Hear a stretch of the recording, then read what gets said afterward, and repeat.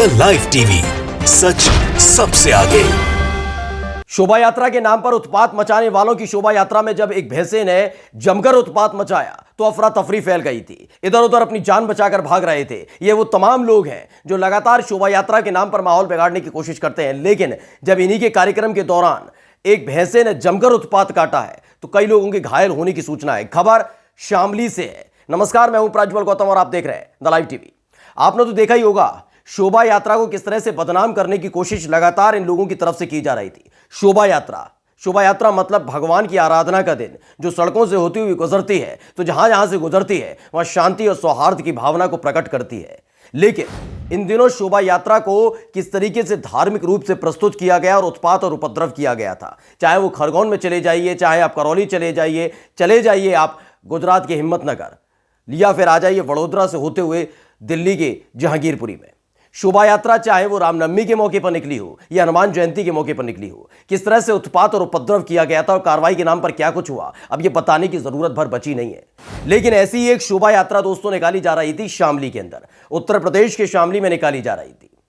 तमाम तरह से वहां पर अलग अलग तरह से करतबबाजी की जा रही थी, गाने बजाए जा रहे थे, डीजे बज रहा था, वही डीजे वही लाउड स्पीकर जिसमें उत्तर प्रदेश पर रोक लगा रखी है। उत्तर प्रदेश के मुख्यमंत्री योगी आदित्यनाथ के कहने पर साफ तौर पर रोक है, लेकिन शोभा यात्रा में जमकर डीजे बजाया जा रहा था, नाच गाना हो रहा था। लोगों ने तो बर्दाश्त कर लिया था, क्योंकि शोभा यात्रा में अगर विरोध किया जाता है तो किस तरह के हालात पैदा कर दिए जाते हैं सबने जहांगीरपुरी में देख लिया है, करौली में, खरगोन में देख लिया है कि विरोध नहीं किया करना चाहिए, वरना विरोध करने वालों को खुद उपद्रवी घोषित कर दिया जाता है। खैर, इन सबसे इतर जैसे ही शोभा यात्रा में डीजे बज रहा था, नाच गाना हो रहा था, यह बात इंसान को तो पसंद नहीं आ रही थी, लेकिन विरोध नहीं किया, लेकिन जानवर ने विरोध कर दिया था। भैंसे को यह बात चुभने लगी थी और फिर जो जमकर उत्पात हुआ है उसके बाद कई लोग घायल हो गए।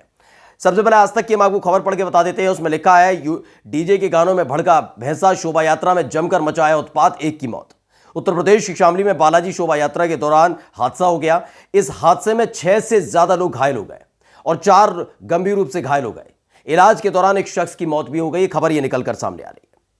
अब आप समझिए, शोभा यात्रा के दौरान अगर इस तरह की गतिविधियों को अंजाम दिया जा रहा है, डीजे बजाया जा रहा है, यानी कि जानवर जिस चीज से परेशान हो रहा है उससे इंसान कितना परेशान हो रहा होगा।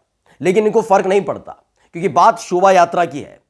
मुहर्रम की हो, किसी और धर्म की बात की हो, तो शायद इस पर प्रतिबंध भी लग जाता, विरोध भी हो जाता और आसानी से उनके लाउड स्पीकर को बंद भी करा दिया जाता। लेकिन बात शोभा यात्रा की थी तो बंद नहीं कराया गया। वहां आसपास जो लोग मौजूद थे उन्होंने भी विरोध नहीं किया, क्योंकि हश्र वो देख चुके थे कि कैसे रामनवमी के दौरान, कैसे हनुमान जयंती के दौरान शोभा यात्रा कर्नाटक में भी निकाली गई, मध्य प्रदेश में निकाली गई, राजस्थान में निकाली गई, और तो और गुजरात और दिल्ली में निकाली गई। और वहां जहां जहां ही शोभा यात्रा निकाली गई दोस्तों, वहां वहां जमकर उत्पात हुआ। लेकिन भैंसे को यह बात पसंद नहीं आई थी और उसने जमकर उत्पात काटा। लिखा है कि उत्तर प्रदेश के शामली में बालाजी शोभा यात्रा के दौरान बगल में गन्ने से लदी भैंसा बुग्गी चल रही थी। इसी समय डीजे की तेज धुन से भैंसा भड़क गया।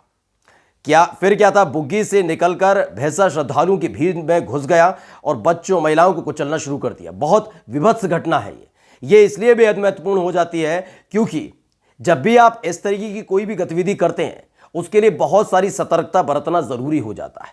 लेकिन सतर्कता बरती नहीं जाती, बल्कि ये साबित करने की कोशिश की जाती है और तेज गाने बजाकर कि देखिए हम सबसे बड़े हिंदू हैं।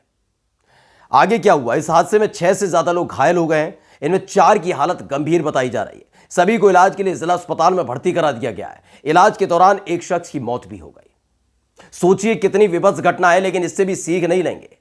अगर यही कोई इंसान विरोध कर देता और उसका नाम खान होता, उसके नाम के पीछे पठान लिखा होता, तो यकीन मान लीजिए भाई साहब, उपद्रव हो गया होता, शामली में उत्पात पैदा कर दिया जाता, इस तरह के हालात बना दिए जाते कि यहां पर भी एक बड़ी अलग तरह की स्थिति और तस्वीर निकलकर सामने आती। लेकिन चूंकि मामला भैंसे से, जानवर से जुड़ा हुआ है, उसके बाद कोई कार्रवाई नहीं की गई है।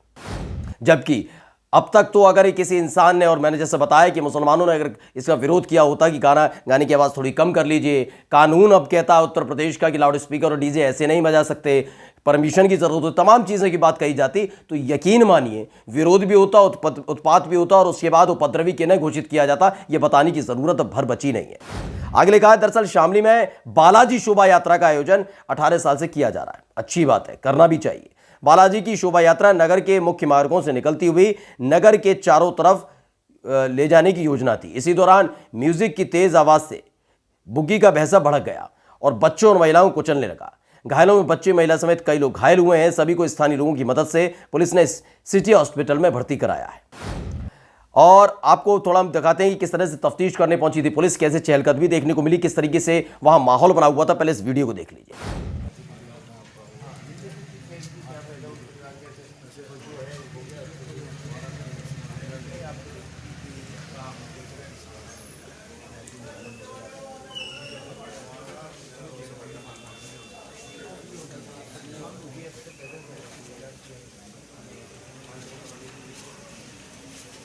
तो देखा आपने, वहां पर पुलिस भी पहुंच गई थी। आगे लिखा है, घायलों के परिजनों का कहना है कि सिटी के भिक्की मोड़ से शोभा यात्रा जा रही थी।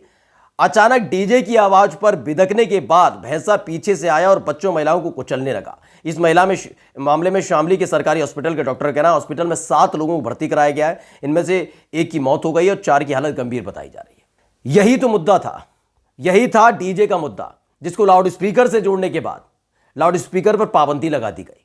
आपने कभी ये सुना है कि नमाज अता की जा रही हो और नमाज के बाद जब लाउड स्पीकर से आ रही हो और लाउड स्पीकर की आवाज़ सुनकर कोई भड़क गया हो जानवर और उसने इस तरह से उत्पात मचाया हो?